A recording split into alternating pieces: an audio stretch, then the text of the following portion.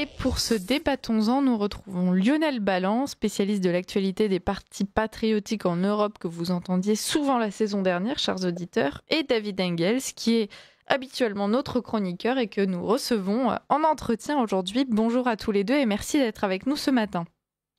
Bonjour Bonjour. Liselott. Alors, le chancelier allemand Friedrich Merz semble partir en guerre contre l'État-providence allemand. Il promet un automne des réformes.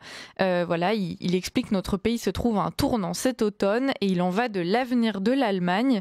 Alors, on va s'interroger justement sur tout ce qui se cache derrière ces grandes réformes qu'il semble nous promettre. Et donc, cette attaque vis-à-vis de l'État-providence allemand. Est-ce que vous avez suivi ces déclarations, Lionel Ballan ? Oui, donc en Allemagne, comme dans d'autres pays d'Europe occidentale, les caisses sont vides, malgré les dettes colossales. Et donc, il y a une sorte de débat au sein du gouvernement allemand entre l'élément de droite, c'est-à-dire la CDU et la CSU, qui désirent avant tout prendre des mesures antisociales, et d'autre part, l'élément de gauche, le Parti social-démocrate SPD, qui désire augmenter les taxes. Alors David Engels, même question, je pense que vous avez suivi ces déclarations qui d'ailleurs s'inscrivent dans un contexte de guerre avec l'Ukraine. Quelles sont les influences de cette guerre aujourd'hui pour l'économie allemande ? Oui, tout à fait. Donc j'avoue que de toute façon, l'actualité allemande, elle est tellement déprimante les derniers mois ou dernières années que je préfère éviter. Mais si, malheureusement, j'en entends parler aussi un petit peu. Je crois qu'il ne faut pas surestimer cela. Il y a Friedrich Merz qui est quelqu'un qui est vraiment lourdement dépendant de son partenariat avec les socialistes ou les social-démocrates. Et donc, voilà, c'est un peu son signe de marque, son signe de fabrique de proposer des grandes réformes, de ne pas faire grand-chose. Finalement, il y a un lien superficiel avec la guerre en Ukraine, parce que l'Allemagne a été mise très fortement sous pression, non seulement par Trump, mais depuis des années et des années par ses partenaires, parce que l'Allemagne, depuis des décennies, ne paye pas ses 2% obligés pour l'OTAN. Donc, c'est depuis des décennies que l'Allemagne parasite le budget de l'OTAN. Et là, évidemment, avec Trump, il y a une très grande pression de finalement payer son dû. Donc, il y a eu toute une série de mesures, notamment une prise de dette de 500 milliards sous Merz il y a quelques mois. Scholz en avait déjà pris 100 milliards aussi au début pour, soi-disant, financer la guerre en Ukraine. Mais les critiques sont relativement unanimes que cette dette supplémentaire colossale, en grande partie, disparaît. On ne sait pas très bien où, mais en tout cas, très certainement pas dans l'armée allemande. Alors là, c'est ce que semble vouloir faire Merz justement, qui veut donc réduire les investissements publics pour pouvoir justement se pencher sur les secteurs de la défense et sur les infrastructures allemandes. Lionel Ballan, qu'est-ce que vous pensez de cette volonté ? Est-ce que déjà, comme David Engels, vous voyez ça d'un œil assez circonspect, vu justement les effets d'annonce dont Friedrich Merz s'est déjà rendu coupable ? Oui, donc bien sûr, la population n'est pas contente, comme un peu partout en Europe occidentale, puisque le niveau de vie n'arrête pas de baisser, alors que curieusement, dans les pays voisins qui sont dans l'ancienne Europe de l'Est, comme la Pologne, tout n'arrête pas de monter. Et donc, Monsieur Merz va pratiquer une politique restrictive en matière financière, comme un peu partout. Et donc, il va finalement devoir décider de prendre des mesures, mais ces mesures seront limitées au niveau de leur impact, puisque fondamentalement, le gouvernement n'est plus en mesure d'imprégner réellement sa politique au pays. David Engels, ce que vous pensez justement de cette capacité de Friedrich Merz d'appliquer finalement les politiques qu'il souhaiterait mettre en place ? Bah, tout d'abord, ce qu'il faut savoir, c'est que pour le moment, on n'en est vraiment qu'à des annonces, c'est-à-dire chaque parti dans le Bundestag met sur le paquet sa volonté. Donc c'est un effet d'annonce de la part de Merz où déjà ses coalitionnaires, c'est-à-dire la SPD, a déjà très clairement montré qu'ils n'étaient pas d'accord. Et jusqu'à maintenant, tous ces derniers mois, on a vu que Merz, à chaque fois, chaque effet d'annonce, que ce soit plus d'argent pour l'armée, que ce soit une politique plus restrictive pour la migration, etc., à chaque fois, il a dû finalement abandonner ou très fortement diluer ses annonces. Mais ce qui est tout à fait vrai, c'est que l'Allemagne se trouve au milieu d'une crise qu'elle a fabriquée elle-même, d'ailleurs un peu semblable à la France, hélas, avec trois facteurs. D'abord, l'immigration de masse, qui continue Mm. d'ailleurs. Chaque semaine, d'ailleurs, il y a parfois des avions avec des milliers d'Afghans qui sont amenés en tant que réfugiés ou en tant que membres de famille de réfugiés amenés en Allemagne. Donc, l'effet on ferme les frontières, c'est du n'importe quoi. L'Allemagne importe toujours, pour ainsi dire, autant de migrants qu'avant et ça coûte, hein. On sait que 75% des frais, notamment du fameux Bürgergeld, donc c'est-à-dire l'argent, le revenu inconditionnel de base, arrive chez des familles de migrants. Donc là, c'est vraiment un très gros problème, qu'il y a énormément de gens en Allemagne qui coûtent de l'argent à l'État, mais qui ne payent pas nécessairement des contributions dans les caisses. Le deuxième problème, c'est évidemment le vieillissement de la population. La génération des boomers qui a préféré ne pas avoir d'enfants, ou peut-être un, maintenant arrive à l'âge de la retraite, des pensions, et la masse des personnes qui puissent payer pour ça, elle est très, très, très restreinte. Mais c'est les fils ou les Mm. enfants des boomers qui n'arrivent plus à payer tout ce poids-là. Donc ça aussi, c'est fait maison. Et le troisième gros problème, c'est évidemment la désindustrialisation de l'Allemagne sous Merkel, continuée par Scholz, soi-disant pour la défense du climat. Je rappelle ici aussi que cette désindustrialisation et ces coûts montants à cause de ça ne sont pas juste un effet de la guerre en Ukraine, comme on nous le dit tout le temps, avec les prix de l'énergie, etc., mais surtout le fruit de la décision d'Angela Merkel d'éteindre systématiquement toutes les centrales nucléaires. Donc le fait que l'Allemagne ne sache pas payer aujourd'hui en grande partie son énergie, c'est une décision volontaire qui a rendu l'Allemagne dépendante des importations de gaz, etc., de Russie, mais ça ne devait pas se faire. Ça, c'est les trois gros problèmes. L'Allemagne n'arrive plus à payer tout ça, et maintenant, on racle les fonds de tiroir pour savoir comment payer ça, mais chaque élément essaye chaque groupe de population essaye de défendre son bien.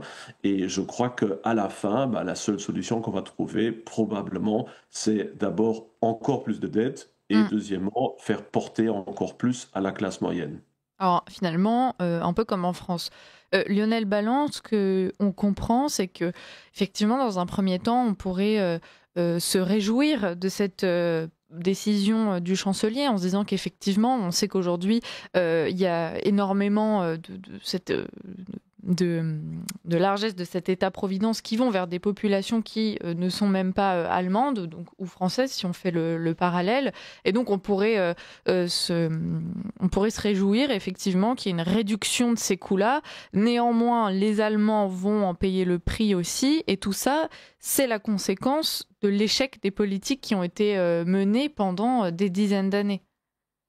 Oui, donc c'est la conséquence d'une politique catastrophique conduite pendant des dizaines d'années. Mais c'est tout simplement une politique qui va dans le sens de ce que veut la haute finance. Et finalement, les dirigeants politiques allemands, comme dans d'autres pays, sont un peu les marionnettes de la haute finance. Quand Mme Merkel a ouvert massivement les frontières en 2015, elle a importé de la main-d'œuvre à bon marché Mm. pour faire une sorte de dumping sur le marché de l'emploi. Et donc, elle a placé ces gens dans un premier temps dans des salles, dans des tentes, etc. Et puis ensuite, bah, ils ont été un peu intégrés dans la société. Maintenant, vous les retrouvez dans les emplois à bas salaire. Donc, dans un premier temps, cela a bénéficié à la finance, mais le peuple, lui, il doit payer l'addition parce qu'il y a des coûts. Et par exemple, les sociodémocrates du SPD veulent augmenter les droits de succession. Or, les droits de succession frappent avant qui? Avant tout qui? Ben, les populations d'origine. Donc, ce sont les Allemands d'origine qui sont avant tout les premières victimes de cette augmentation des droits de succession. On pourrait parler quelque part de grand remplacement fiscal puisque les personnes de souche, via ces droits de succession, payent massivement pour les personnes qui arrivent, qui débarquent, qui reçoivent des avantages. Donc, c'est une sorte de transfert financier via les droits de succession. Juste, Et donc, allez-y, pardon, je vous ai coupé. oui, donc, alors maintenant, on arrive à un phénomène assez curieux, puisqu'il y a eu des élections municipales en Rhénanie du Nord-Westphalie. C'est l'État allemand le plus peuplé, 18 millions d'habitants. C'est l'État allemand qui est frontalier de la Belgique. Et donc, là-bas, l'AfD, donc le Parti patriotique, au sein des conseils d'intégration, a obtenu de très bons résultats. Donc, le conseil d'intégration pour les migrants, ce sont donc des conseils pour lesquels seuls les Allemands d'origine ne peuvent pas voter. Les personnes étrangères et les Allemands d'origine étrangère peuvent voter. Et là, on a vu que l'AfD a obtenu de très bons résultats dans toute une série d'endroits. Et donc maintenant, les personnes qui sont d'origine étrangère, mais qui veulent s'intégrer ou qui sont intégrées, rejettent la non-intégration des nouveaux arrivants.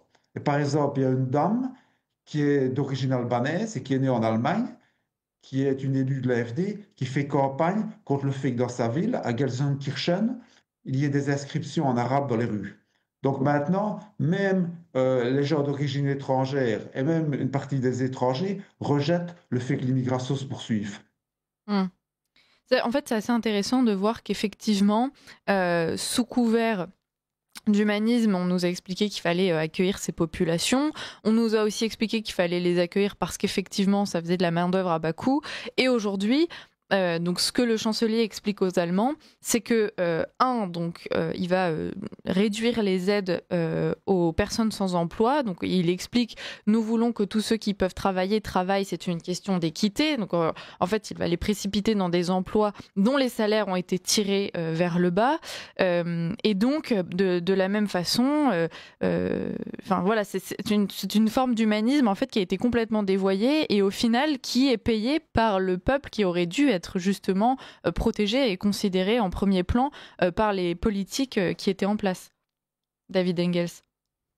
Tout à fait. Ce qu'il faut savoir, c'est que l'Allemagne actuellement vit essentiellement de sa renommée. Je crois que si les pays limitrophes ou les places financières dans le monde comprenaient vraiment ce qui est en train de se passer en Allemagne et que ce pays-là est à bout de souffle et au fond est un genre de village de Potemkin, à partir de ce moment-là, on aurait des très grands problèmes partout en Europe. Donc ce n'est surtout pas dans l'intérêt aussi de la France de faire découvrir que l'Allemagne est nue, parce que sinon la France va être encore plus à nu avec le domino qui risque de se passer. Mais oui, l'Allemagne vit de sa renommée, elle vit de la substance d'ailleurs à tous les niveaux. Il y a eu depuis des décennies que l'Allemagne n'a plus investi dans les routes, dans son infrastructure, dans les ponts, dans les écoles, dans les universités. Tout ça était jadis, dans les années 80, 90, de très bonne qualité. Mais là, actuellement, il y a à peu près tout qui commence un petit peu à s'écrouler. Et investir là-dedans, évidemment, ne donne pas de bons scores électoraux, donc l'argent qui est soutiré, si vous voulez, à la classe moyenne, elle est saupoudrée sur les différents milieux électoralistes, essentiellement évidemment les migrants, qui appuient toujours massivement la gauche. Hein. Il faut savoir que voilà, c'est essentiellement les migrants qui votent pour l'extrême gauche, pour les écologistes, pour les sociodémocrates, non pas à cause des valeurs, mais parce que c'est eux qui leur donnent le plus d'argent. Les mêmes Turcs qui votent massivement pour la gauche, s'ils ont la double citoyenneté, votent pour les élections en Turquie pour Erdogan. Donc cela montre vraiment très bien l'électoralisme de tout cela. Mais pour en revenir à cette Allemagne qui est à nu, bah, comme ça a déjà été dit, l'Allemagne a un grand problème de chômage caché. Il y a 3,5 millions de personnes qui reçoivent le revenu universel inconditionnel. On verra combien de temps ça restera inconditionnel. Mais il y en a encore 3 autres millions qui sont au chômage. Et il y a encore à peu près 3,5 millions de personnes qui habitent qui travaillent dans des mini-jobs qui sortent donc de la statistique du chômage, mais qui ne sont pas employés. Donc au fond, il y a 10 millions de personnes sur 80 qui actuellement ne travaillent pas vraiment. Plus encore, évidemment, énormément d'autres problèmes de personnes qui sont à la retraite, etc. Et tout ça est porté par une petite classe moyenne et ça ne va pas changer parce que, évidemment, les deux grandes deux grands milieux parmi les électeurs qui comptent le plus. C'est d'un côté les retraités qui veulent que rien ne change et de l'autre côté les migrants qui appuient la politique de gauche. Et donc entre ça, finalement, la classe moyenne, elle est sandwichée et elle est ainsi matraquée journalièrement par les médias pour être vraiment sûr qu'ils continuent à voter pour la CDU, la CSU, peut-être un peu les libéraux, mais surtout pas Mm. la AfD. Alors justement, est-ce que cette attaque médiatique, Lionel Balland, a encore du pouvoir en Allemagne ou est-ce que face à de telles mesures qui se profilent pour la classe moyenne allemande, de toute façon, on assistera probablement à un changement politique dans les années à venir? Mais le changement politique est en cours puisque dans les sondages, le parti patriotique AfD est désormais donné premier du pays. Qui plus est, le parti de gauche anti-immigration BSV, de la figure de Proust et Sarah Wagenknecht, est lui aussi en montée puisqu'il a 4-5%. Donc au total, 30% des personnes rejettent le système politique. Le problème, ce sont les personnes âgées, surtout dans l'Ouest, qui votent systématiquement depuis toujours pour les mêmes partis du système, et cela alors que leurs parents et leurs grands-parents votaient déjà pour ces partis. Il faut bien préciser qu'en Allemagne, il y a une grosse différence entre l'Est et l'Ouest au niveau politique, puisque à l'Est, les personnes ne sont pas endoctrinées depuis des décennies, puisqu'avant, il y avait un autre système, le système communiste, et donc là-bas, les partis en place, les partis du système sont moins implantés. Il faut aussi dire que l'Allemagne est un grand pays qui a des différences économiques entre les régions et que les entreprises se trouvent surtout dans le sud-ouest et que dans l'est, il y a des zones qui sont à la dérive. Par exemple, vous allez à Görlitz, qui est une ville qui est à la frontière polonaise, tout au fond de l'est de l'Allemagne. Avant, là-bas, il y avait 75 000 habitants. Maintenant, il y en a 55 000. Vous avez partout des bâtiments qui sont vides. C'est une sorte de ville fantôme. Par contre, vous allez, par exemple, à Munich, tout est plein comme un œuf et il est quasi impossible d'avoir un logement. Donc, les gens ont tendance à se mouvoir à l'intérieur de l'Allemagne vers les zones dans lesquelles il y a de l'emploi. Et le fait qu'il y ait des coupes encore plus profondes dans la sécurité sociale fait que ce phénomène s'accentue. Parce que quand vous avez des allocations et que vous vivez dans une zone où il n'y a pas d'emploi, vous pouvez encore vous dire, je vais quand même rester ici et avoir une vie, disons, avec un petit salaire et des coûts moindres. Mais à partir du moment où il y a des coupes là-dedans, comme c'était déjà le cas avec la réforme Hartz IV sous le chancelier Schröder, avec son gouvernement rouge-vert, ben, ça accentue la migration interne des Allemands de l'Est vers le Sud-Ouest. Et donc vous avez ce phénomène qui veut que, par exemple, si vous achetez une maison normale dans une partie sinistrée de l'Est de l'Allemagne, vous allez payer 125 000 euros. Et si vous allez à Munich, la maison la moins chère de la ville, vous allez payer 10 fois plus, 1 250 000 euros. Donc, les travailleurs ont tendance à se mouvoir vers certaines zones. C'est ce qui se passe aussi, par exemple, au Grand-Duché de Luxembourg. Au Grand-Duché de Luxembourg, avant, vous aviez 300 000 habitants. Maintenant, vous avez 650 000 habitants. Donc, l'immobilier au Grand-Duché de Luxembourg est impayable. La maison la moins chère dans une ville du nord du Luxembourg, vous allez la payer 900 000 euros. Donc, les mesures que Merz prend vont avoir un impact sur la population allemande. Et l'Est de l'Allemagne s'est déjà fortement vidé au cours des dernières décennies et déjà avant. Et donc, ça va encore accentuer la dérive de certaines parties qui sont déjà sinistrées. Mm. Et donc la fracture au sein du pays. David Engels, Friedrich Merz semble aussi énormément compter sur les investissements étrangers pour soulager son économie. Il a nommé l'ancien président de la banque allemande Commerzbank au titre de mandataire personnel pour les investissements. Donc concrètement, il va être chargé d'attirer les investisseurs étrangers. Est-ce que vous pensez que cette politique peut être payante? En tout cas, ces dernières années, quand on voit tous les grands flagships que Merz ou Scholz ont essayé d'attirer en Allemagne, on a vu un très grand échec à peu près tous les niveaux. Mais Elon Musk n'avait plus envie de lancer son giga center au Brandenburg, et il y a beaucoup d'autres cas de ce style-là. Pourquoi? Parce que l'énergie, elle est devenue extrêmement chère en Allemagne, tout simplement à cause de la coupure des centrales nucléaires, parce que la surréglementation bureaucratique est telle qu'à peu près personne n'a envie de s'installer en Allemagne, et aussi parce que, il faut bien le dire, l'environnement au niveau de la sécurité n'est pas très agréable. Déjà maintenant, beaucoup de Chinois n'ont plus envie, ont peur d'aller même en Allemagne à cause des problèmes de sécurité. À tout cela s'ajoute un débit de l'Internet, surtout enfin, par les différentes câbles en fibre de verre qu'ils ont installés, qui est absolument insuffisant, qui est beaucoup moins performant, par exemple, qu'en France. Tout ça fait en sorte que l'Allemagne n'est plus très attirante pour les investisseurs. Donc ceux-là, ils préfèrent aller plutôt en Pologne ou en Hongrie que de s'installer en Allemagne.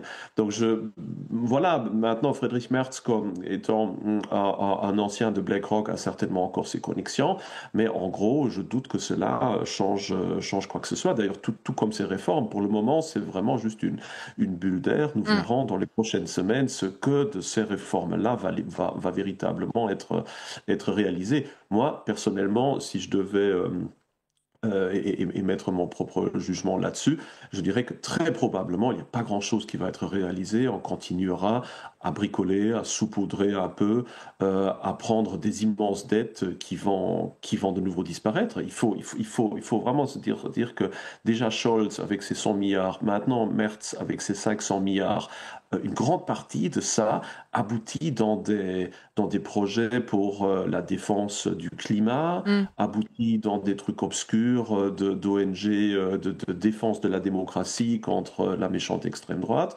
va dans des caisses, on ne sait pas très bien où. Donc en Allemagne, il y a énormément d'argent qui disparaît aussi Ouais. actuellement pour le moment. Donc, et là, Mm. je crains que on va essayer de survivre d'année en année, mais je ne crois pas en des grandes réformes. On n'a plus le courage de faire ça. Schröder l'avait fait pour la dernière En fois, mais 10 Merz ne secondes. va certainement pas le faire. Bon, voilà.